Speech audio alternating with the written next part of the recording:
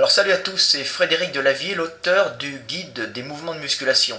Ce soir, je vous fais une petite vidéo sur les mauvaises interprétations de l'anatomie des gorilles qu'on voit fréquemment au cinéma, hein, que ce soit dans les jeux comme The World of Warcraft où il y a des guerriers gorilles, ou dans tout ce qu'on trouve dans le cinéma fantastique, même dans la BD ou partout ailleurs. Donc on voit souvent des erreurs de reconstitution, hein, qui ne sont pas dues à la bêtise des dessinateurs, mais qui sont surtout dues à l'absence d'informations qu'il y avait jusqu'à présent sur l'anatomie des gorilles. On avait les zoos, on pouvait aller dans les muséums, on pouvait se retrouver en face d'un squelette de gorille, donc on avait une très bonne approche de sa structure interne. Mais les dessinateurs, et puis même les dessinateurs anatomiques, même chevronnés étaient en général parfaitement désappointés quand ils devaient réaliser cet énorme primate. Donc là je vous montre quelques petits exemples. Là on a une reproduction de gorille, hein, vous voyez là c'est une image 3D, hein, sûrement avec ZBrush par un artiste, bon, qui est pas mauvais, mais il y a pas mal d'erreurs. Les erreurs principales se font à quel niveau, hein? Se font principalement au niveau des fessiers, hein, vous voyez, du bassin. On lui a fait un bassin assez humain, vous voyez. Alors le fessier, lui on fait descendre un fessier très court, hein, ici, là je vous l'indique, là, vous voyez, un fessier très très court. Et là le gars s'est trompé, il a fait descendre un ischio, hein, sur le côté, alors qu'en vérité c'est un fessier qui s'arrête là. Je vous expliquerai ça tout à l'heure. Donc pareil pour les mollets, hein. On se retrouve avec des mollets où ils sont un peu perdus, hein. Pas vraiment de jumeaux, bon lui il sait pas vraiment le faire, mais de grosses erreurs même au niveau du dos. Donc c'est surtout au niveau de la position. Donc je vais vous en montrer d'autres, voilà, où il y a pas mal d'erreurs. Pareil, une autre reproduction de gorille ici, hein, d'un gars qui dessine bien, un auteur de BD américain connu qui s'amuse à faire des reproductions. Donc quand le gorille est avec ses poils, comme ici ça va, quand il a son squelette, on voit qu'il avait déjà un squelette dans un zoo, donc il n'était pas trop perdu, ici, là, le squelette, et quand il passe au muscle, pouf, et alors là, c'est du n'importe quoi. Vous voyez, un fessier humain, un gorille n'a pas du tout un fessier comme ça, je vous expliquerai plus tard. Un dorso de gorille court comme un dorso humain, ici, vous voyez, le grand dorsal. Donc on se retrouve avec des erreurs particulièrement importantes, là, où les gars ne se trompent pas trop, c'est sur les avant-bras qui sont relativement justes, bien qu'il n'ait un peu pas assez de fléchisseurs des bras, mais ça c'est du petit détail. Donc voilà, pareil pour des reproductions de squelettes, où les gars, pareil sur ZBrush, ça c'est une image que l'on voit un peu partout sur le net, hein, que je vous montre, voilà. Vous voyez, de face, ça passe encore, bien que les humérus soient beaucoup plus courbés, voilà, mais on dirait que ça passe encore. Et là où il y a des problèmes, c'est quand les mecs abordent le bassin. C'est pas du tout un bassin de gorille, hein. Vous voyez, ça se voit derrière, c'est un bassin plat. Donc on veut faire marcher un gorille et en fin de compte, on arrive à une créature qui est un peu bidon, avec un bassin presque humain, vaguement évasé, et ça ressemble plus du tout à un gorille. Donc je vous ai mis une petite comparaison ici pour voir un véritable gorille. Attendez, je vais vous la sortir. Voilà. J'agrandis. Voilà. Et là, ici, on a un vrai gorille. Ici, alors vous voyez la forme du bassin, hein. Voilà, avec des ischions qui descendent très bas.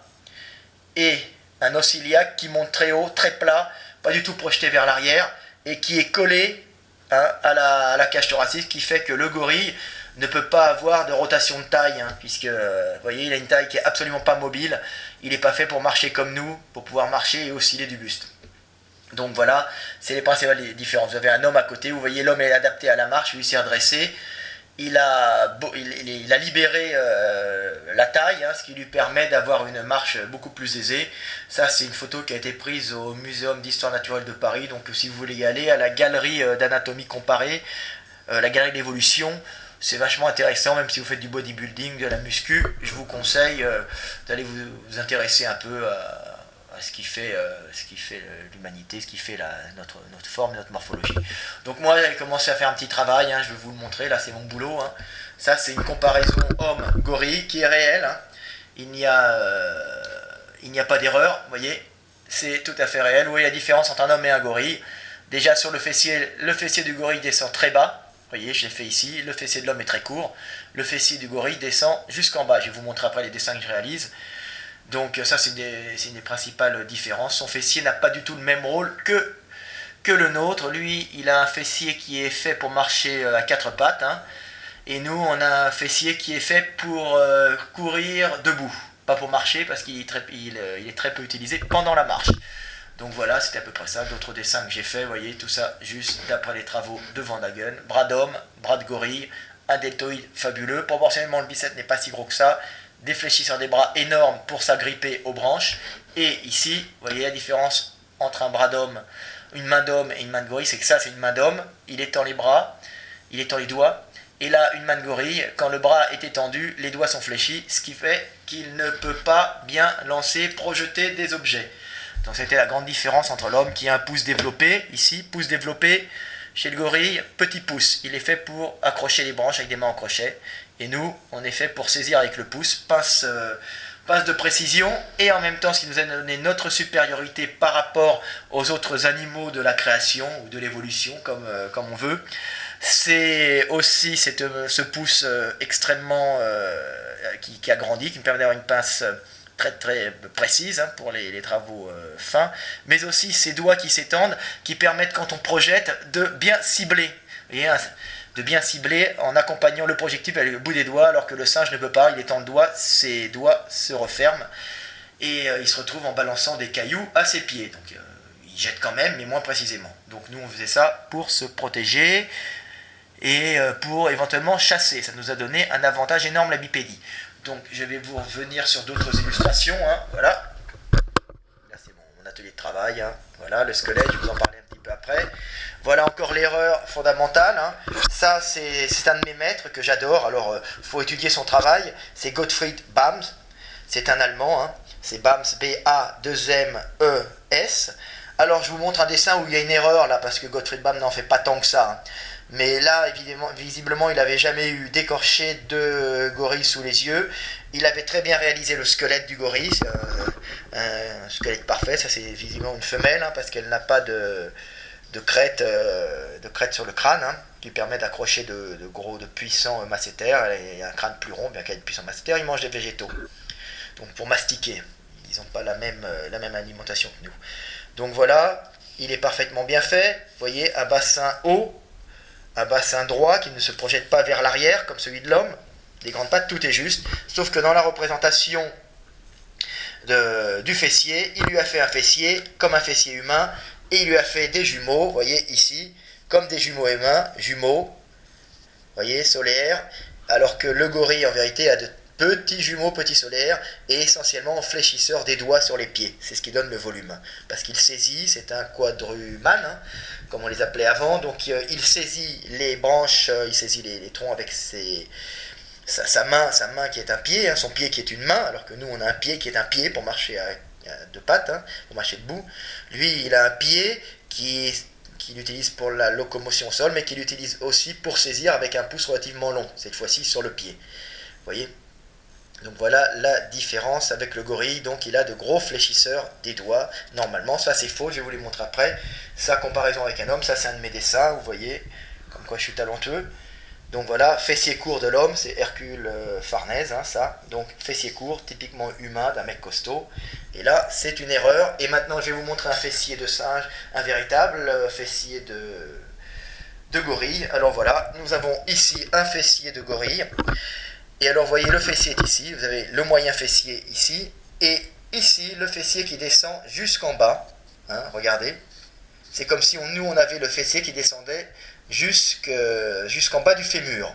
Alors, pour quelle raison cette différence fondamentale, hein, là je vais vous montrer après, ça c'est le dessin que je réalise, ben, c'est simple, pendant la marche, l'homme qui marche debout, vous voyez, c'est ça, voilà, fessier d'homme, vous voyez, très court, qui s'insère sur un fémur long, et fessier de gorille, très long, qui s'insère sur un fémur court. Vous voyez ? Et son fessier descend jusqu'en bas pour quelle raison ? Pour la raison que la puissance du fessier lors du déplacement quadrupède du gorille est utilisée principalement dans la première partie de l'extension, donc quand le genou du gorille est sous son ventre, et quand il le ramène vers l'arrière. Et donc, vous voyez, ici, le gorille, il est fait pour ramener, là c'est un bassin de gorille, pour ramener puissamment son mouvement pendant un long mouvement, hein, quand il se déplace à quatre pattes, de sous le ventre, donc sous le ventre, ici, quand il ramène sa cuisse ici, donc il a la cuisse ici, et il pousse la cuisse en arrière jusqu'à là, avec un très long fessier, parce que c'est un long mouvement, pour marcher à quatre pattes.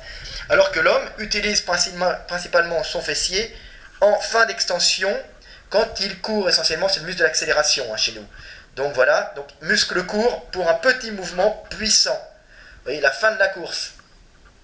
On arrive sur la jambe, on ramène avec le fessier, avec les ischios, le quadri, mais c'est surtout le fessier qui agit à la fin d'extension, c'est le muscle de l'accélération chez l'homme. Alors que chez le gorille, de la fuite rapide. Chez l'homme, c'est le muscle de l'accélération, de la course et de la fuite rapide. Donc changement de bassin, et une sélection naturelle intense. Donc voilà, c'était les différences. Donc voilà, c'est ça. Donc je vous ai montré les erreurs. Je vous montre le dessin que je suis en train de réaliser parce que certaines personnes l'ont déjà vu. Voilà, c'est un gorille, tout est juste. Vous voyez, les erreurs qu'on fait souvent, c'est dorsaux de gorille. Moi, je les fais descendre vraiment jusqu'en bas sur la crête iliaque. La plupart des gens, comme on peut voir ici, le font descendre beaucoup plus haut. Vous voyez, il ne s'arrête pas là alors que normalement, il s'arrête ici. Donc, c'est un muscle long pour des longs mouvements. Hein, c'est simple, hein, muscle long. Grande amplitude de mouvement, muscle court, petite amplitude. Vous voyez, le fessier humain est fait pour travailler en fin de mouvement d'une façon puissante, accélération. Donc, je voulais quand même expliquer que toutes ces avancées de savoir sur l'anatomie, et après qui se répercutent dans l'art, dans le dessin, dans les jeux vidéo, hein, pour les gens qui me copient après, dans la compréhension du corps, toutes ces avancées sur l'anatomie, par exemple, du gorille, n'ont pu avoir lieu qu'avec les travaux fantastiques de Van Dagen, je crois que c'est Dr Van Dagen, qui fait ces expositions de plastinisation, je crois, c'est ça, donc il injecte de la résine dans des dissections, et là il avait disséqué un gorille. Alors avec Jérôme ou Michael Gundy, là, son nom d'écrivain, on s'était déplacé en Allemagne pour photographier photographier cette dissection qui est magnifique et qui m'a permis de comprendre beaucoup de choses, aussi en musculation, aussi sur l'évolution humaine. Hein. Là, on a fait des kilomètres pour voir cette magnifique dissection. J'ai fait plein de photos. Et puis grâce à ça, j'ai compris pas mal de trucs sur l'évolution, sur la muscu, sur un ensemble de choses que je vous retransmettrai dans mes livres. Et voilà. Donc là, j'ai créé un livre sur les fessiers, donc c'est pour ça que je suis en train de dessiner ça. Alors, vous voyez ici, l'ischio, hein. Ça, c'est un bout d'os qui sort sur la fesse du gorille. Donc voilà. Donc voilà, c'était un petit aperçu que je faisais sur les grandes erreurs qu'on voyait dans les reproductions. Même King Kong au cinéma n'a pas une bonne structure hein, derrière. Hein. Si vous regardez bien, il y a pas mal d'erreurs. Ils font marcher comme un mec, hein, comme un homme, avec des muscles mal implantés. Voilà. Donc c'était Fred Delavier, une dernière image. Hop, pour montrer mon travail. Hop là, voilà. Voilà. Là j'ai fait sur les bras. Vous voyez. Ça c'est juste, ça c'est juste. Et tout ce que vous voyez là, c'est faux. C'est faux. Et celle-là, c'était la dernière. Celle-là est à peu près juste. Sauf qu'il a fait une petite erreur. Son dorsaux est bien placé. Là, il descend très bas sur la crête iliaque. Qui s'est encore trompé sur l'ischio. C'est une belle sculpture. Sauf que il a remplacé le fessier par l'ischio. Il s'est trompé. Il l'a fait attacher ici. Hein, sur la jambe, sur le tibia, alors qu'en vérité ce muscle là chez le gorille s'insère un tout petit peu plus haut, s'insère ici, et c'est ce qu'on appelle un fessier qui descend très très bas, donc beaucoup d'erreurs, même cette reproduction qui est presque juste, hein, erreur aussi. Bon bah salut, c'était Fred Delavier, l'auteur de Guide des mouvements de musculation, j'espère que vous avez appris quelques trucs, hein. Allez, à bientôt.